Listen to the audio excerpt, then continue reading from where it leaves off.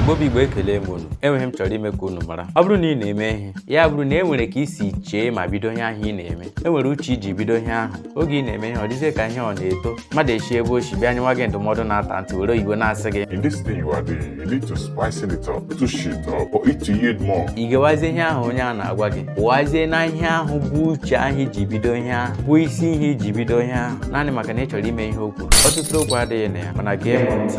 Nnu na-eme ka nri dị ụtọ, mana nnu mee nkarị na nri ị gaghị erili ya. Ose dị mma na nri, mana ose mee nkarị ọ ga-enyekwa nsogbu oriri. Ọtọbịrị ka anyị maara n'oyibo dịka seasoning ma spices na ndị nwanne ya. Ha na-adịkwa mma na nri, mana ha mee nkarị gị na-afọ gị ayịrị. Were okwu a mee ihe ị chọrọ iji eme. Igbo Igbo ekele m unu. Pụtawa n'ezi n'ụmụ mmadụ na-eju unu. Udanso.